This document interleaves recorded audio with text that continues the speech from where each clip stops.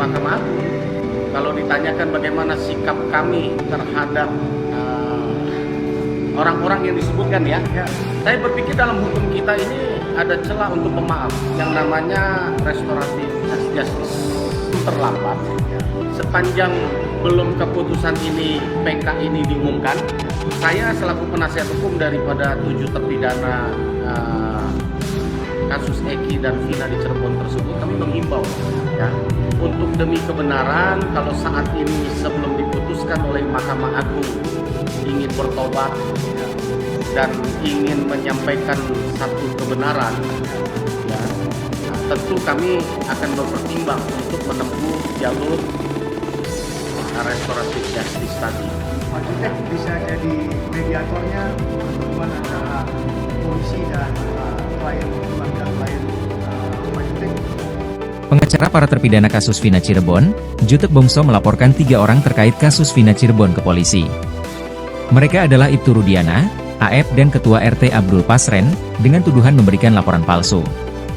Kesaksian Nining, pemilik warung di Cirebon yang dipakai nongkrong para terpidana, mematahkan keterangan 3 orang tersebut. Nining diperiksa kaitannya dengan laporan kuasa hukum terpidana kasus Vina terhadap Ibtu Rudiana, AF dan Ketua RT Abdul Pasren. Dapat saya sampaikan ya bahwa perkembangan kasus daripada 7 terpidana, sebagaimana kita tahu bahwa untuk persidangan peninjauan kembalinya sudah selesai. Saat ini kita sedang menunggu apa yang menjadi keputusan dari Mahkamah Agung terhadap mereka. Tentunya sebagai penasihat hukum dan kuasa hukum dari mereka, kita berharap yang terbaik bahwa perjuangan yang sudah kita lakukan dan selaku kuasa hukum, saya pikir kita sudah maksimal. Kita melakukan pembelaan, kita sudah melakukan apa yang patut kita lakukan. Mantan Wakapolri, Komjen Pol Purnawirawan Oegroseno, menyoroti kasus Vina yang kini mulai tenggelam. Oegroseno berharap setiap kasus yang melibatkan nyawa manusia harus diketahui oleh Presiden Republik Indonesia. Entah nyawa itu dalam kondisi luka, sakit, atau bahkan meninggal dunia, diujarnya dalam kanal YouTube NTV beberapa waktu lalu. Bahkan, ia mewanti-wanti agar nyawa manusia di Indonesia tidak dianggap murah. Menurutnya, nyawa manusia dianggap mahal hanya saat pilpres, pemilihan legislatif, atau pilkada. Oegroseno lantas berharap penyelidikan di Bareskrim berjalan dengan cepat. Pasalnya, laporan terhadap Ibtu Rudiana tak kunjung naik statusnya menjadi penyidikan, padahal sudah 3 bulan berlalu. Tindakan Ibtu Rudiana yang tidak profesional, menganiaya, dan sebagainya tadi, ini yang harusnya dibuktikan. Jika sudah ada saksi-saksi yang cukup banyak, seharusnya sudah naik ke penyidikan. Itu persoalan yang tidak terlalu rumit bagi saya, ujarnya. Ia mengatakan, penegakan kode etik terhadap Ibtu Rudiana harus diprioritaskan. Nantinya, setelah sidang penegakan kode etik terhadap Ibtu Rudiana dilakukan, baru menyusul pelaku-pelaku lainnya. Hal itu agar apa yang dilakukan oleh Ibtu Rudiana tidak terjadi lagi di Polri dan tidak dibiarkan begitu saja. Teman-teman sekalian, saya dapat update kabar terbaru untuk rekan-rekan sekalian bahwa harapan kami dari kuasa 7 terpidana kasus Vina dan Eki di Cirebon ya, dengan pemerintahan baru Bapak Prabowo Subianto dan Bapak Gibran Rakabuming Raka, dan dengan kabinet merah putihnya, tentu kita menaruh banyak harapan kepada pemerintahan yang baru. Apalagi di dalam kabinet merah putih ada Bapak Profesor Dr. Otto Hasibuan, SH.MM, selaku Wamenko ya, Hukum, HAM, Imigrasi dan Kemasyarakatan, yang mengkoordinasikan ketiga kementerian di kabinet merah putih, yaitu Kementerian Hukum, Kementerian HAM, Kementerian Imigrasi dan Kemasyarakatan. Tentu di tangan Bapak Menko Profesor Dr. Yusril Issa Mahendra dan juga Bapak Wakil Menko Profesor Dr. Otto Hasibuan, SH.MM, kita berharap banyak bahwa departemen di bawah koordinasi Menko Hukum, HAM dan Permasyarakatan ini dapat memperbaiki carut marut hukum yang terjadi selama ini. belajar dari pengalaman kasus Vina dan Eki di Cirebon, banyak hal harus kita perbaiki dalam hal bidang penegakan hukum ini.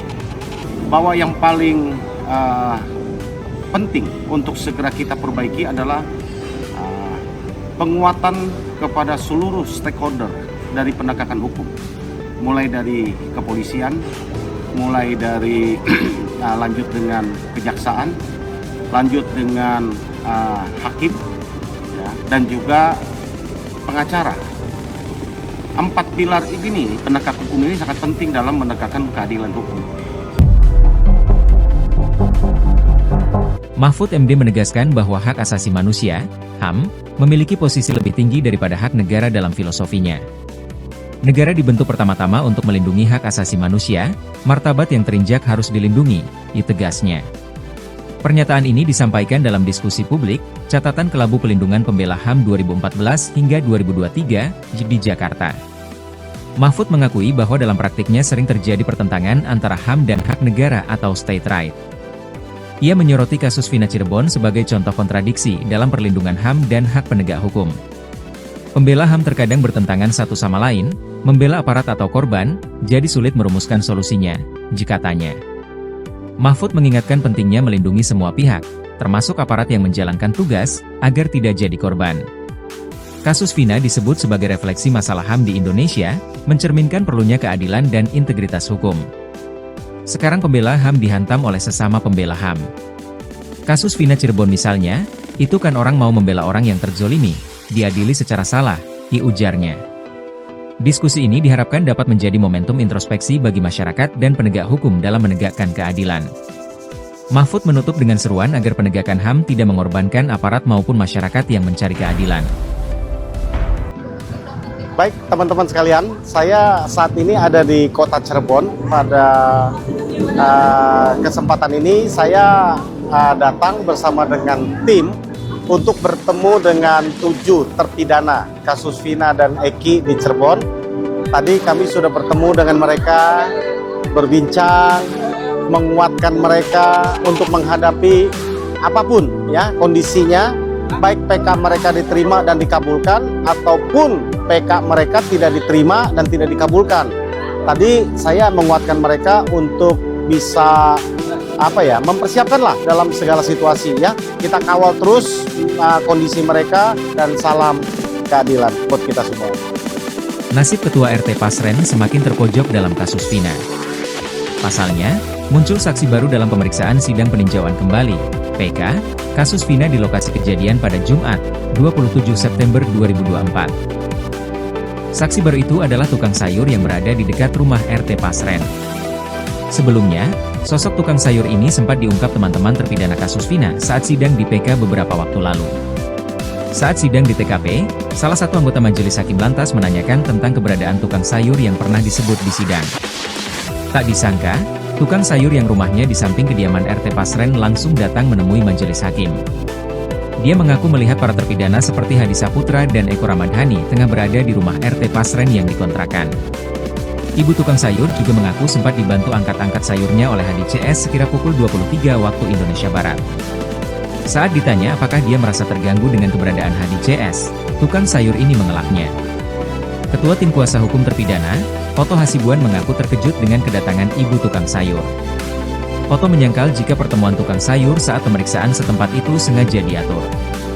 Justru, lanjut Oto, seandainya dia tahu ada tukang sayur yang ada di malam kejadian, akan dia hadirkan di sidang. Sebelumnya, Muhammad Yahya, Heru Aditya, Agung, Akbar Tanjung dan Darmanto dihadirkan sebagai saksi di sidang peninjauan kembali.